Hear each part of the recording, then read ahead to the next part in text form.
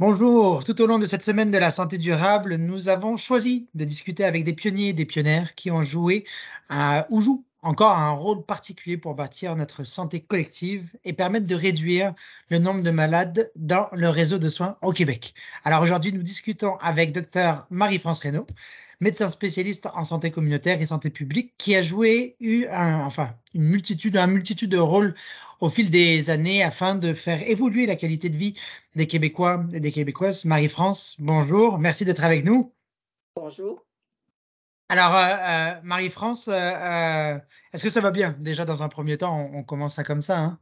Oui, ça va très bien, merci. Euh, euh, ces entrevues-là, en fait, qu'on a pour la semaine de la santé durable, on va rentrer un peu dans ton parcours, on va rentrer en fait un peu dans ce qui te passionne et ce qui continue de te passionner. Alors, la première question, elle est quand même assez simple. C'est pour celles et ceux qui n'ont pas la chance de te connaître, est-ce que tu peux nous raconter un peu ton cheminement et puis ce que tu fais présentement? Oui, alors moi, je suis née à Montréal, ça s'entend à mon accent, dans une famille de classe moyenne. Mon père était un entomologiste. Alors, la science, c'était favorisé, mais il faisait aussi de la musique. Donc, on m'a laissé bien libre de choisir ce que je voulais faire dans la vie. En fait, ma mère tenait pas à ce que je sois médecin particulièrement. Contrairement à d'autres parents qui poussent beaucoup leurs enfants à être médecins, ce n'était pas le cas dans ma famille. Je suis allée en médecine parce que j'avais des intérêts tellement variés que je n'étais pas capable de choisir et la médecine, ça me permettait de repousser à plus tard la décision de m'engager dans une voie particulière. Quand j'ai terminé ma médecine, j'étais toujours pas plus décidée sur où j'irais entre la psychiatrie communautaire, les soins intensifs, tout ça. Là, j'ai décidé d'aller réfléchir une année. J'ai réfléchi 13 ans en travaillant au CLSC Centre-Sud, qui est devenu le CLSC des Faubourgs, en milieu très défavorisé à Montréal. Et pendant ces années-là que j'ai adoré comme médecin clinicienne, j'ai pu réaliser tout l'impact que la pauvreté avait sur les personnes, sur leur santé. Et j'ai vraiment trouvé ça d'une grande injustice. Je trouvais qu'il y avait des gens qui avaient un bagage à porter incroyable pour réussir leur vie, réussir à élever leurs enfants de façon saine et tout ça. Et j'ai essayé par ce qu'on appelait là, de l'intervention communautaire. Mais il me semblait qu'il fallait aller aux causes plus structurelles.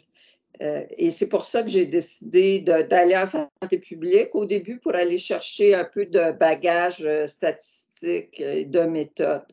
Et ça m'a pris un peu de temps avant de devenir un vrai médecin de santé publique parce que j'étais toujours très attachée à la clinique. Et je trouvais ça un peu intellectuel, la santé publique, mais finalement, au bout de 5 ans, je me suis aperçue que c'était vraiment le plus beau métier du monde que je pratique depuis ce temps-là avec un grand plaisir. Donc, aucun regret, Marie-France. Ah non, aucun regret. Pour quelqu'un qui a des ambitions de changer le monde, c'est vraiment le plus beau métier parce qu'on nous donne des leviers, puis on nous donne une parole qu'on doit prendre. Il ne faut Et, pas s'empêcher de la prendre. et justement, en fait, ben, cette parole, il faut la prendre. Toi, de ton côté, s'il y avait un moment marquant des dernières années ou des dernières décennies, en fait, que tu devrais, qu'on inviterait en fait à partager aux personnes qui regardent cette vidéo, ça serait lequel pour toi? Euh, J'avais accouché une fille de 16 ans. Mhm. Puis je suis allée avec elle voir le bébé après, là, dans le temps où on ne les laissait pas tout de suite aux mères, là, en cohabitation. Et j'avais vu toute l'énergie que cette très jeune femme-là était prête à mettre pour son bébé. Et je me suis dit, faut vraiment l'aider. Puis elle était dans une situation très défavorisée. Et je pense que ça, c'est un des moments. Il y en a d'autres aussi très tristes là, quand je travaillais avec les sans-abri. Mais celui-là, ça a été une motivation qui m'a portée pendant longtemps. Hmm. Justement, hein, tu parles de la notion d'inégalité euh, qui revient constamment en fait dans ton parcours.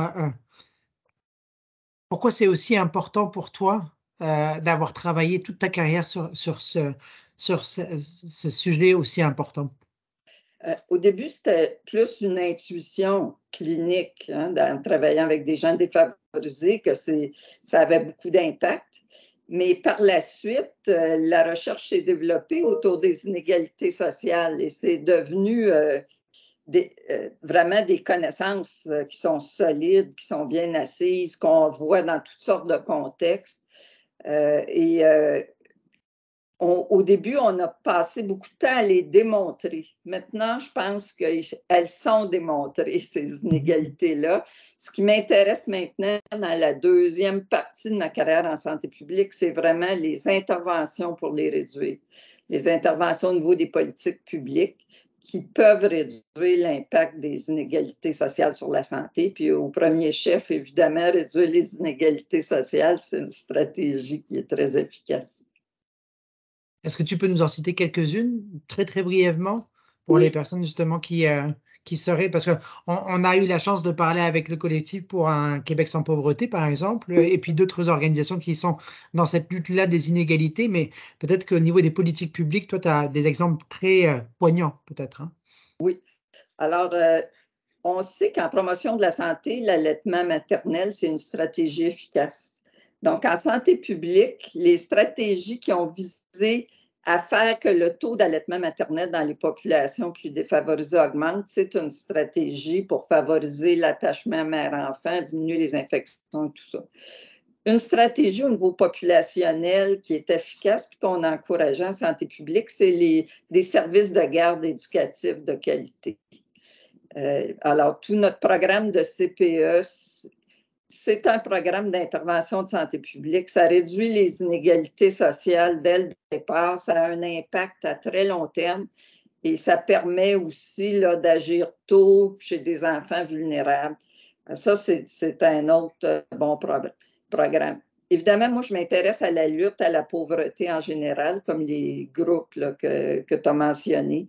Et toutes les stratégies de politique familiale qui ont été mises sur pied au Québec, là, non seulement la CPE, le CPE, mais les congés parentaux, mais aussi, puis là, on a beaucoup moins de succès, ces groupes-là et moi-même, à réduire la pauvreté des gens qui sont à l'assistance sociale. Ça reste particulièrement pour les personnes seules, mais pour tout le monde, à l'assistance sociale, une assez grande catastrophe. Le programme de logements sociaux, alors moi je suis encore sur le conseil d'administration de l'OMHM, de l'Office municipal d'habitation de Montréal. Je trouve que c'est un programme qui est très efficace pour faire que les gens qui ont des revenus très faibles aient au moins un minimum vital pour manger parce qu'ils sont logés correctement, ils ne dépensent pas plus que 25 de leurs revenus pour ce logement-là, ce qui serait absolument impossible pour eux d'avoir dans le marché locatif privé. Alors ça, c'est une autre politique publique qui est très efficace. C'est tellement important. Merci, Marie-France. Je pense que ça va rebondir aussi sur d'autres propositions qui sont faites par d'autres groupes. Donc, merci pour ces exemples-là. Il y en a tellement, hein, de toute manière, hein, Oui. il y en a beaucoup. Euh, Selon toi, en fait, et puis on arrive un peu à la croisée des chemins hein, pour la santé publique. On s'en va vers une sortie de la pandémie. Il y en a potentiellement d'autres qui vont arriver, mais on est à un moment où on a été sous le feu des rampes. Et puis, il y a un potentiel qu'on s'en aille ou qu'on reste là. Euh, à ton avis, en fait, quel est l'ingrédient qui nous manque pour qu'on ait une santé publique qui soit encore plus forte? La pandémie, ça nous a aidés, mais ça nous a nui aussi. Hein? Parce qu'on a été connus sur l'aspect protection, mais protection avec des mesures assez coercitives. Ce qu'on utilise, c'est des stratégies qui sont dans notre arsenal de stratégies en temps normal, mais qu'on utilise avec une extrême parcimonie. Et là, on a dû les utiliser beaucoup, ça a été très visible.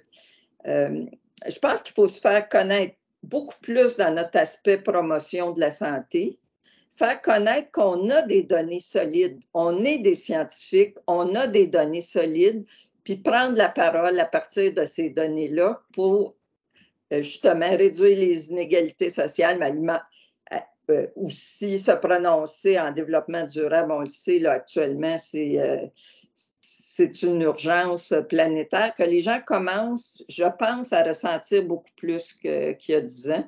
Et il faut prendre la parole, il faut la prendre, cette parole-là. On a quelque chose à dire.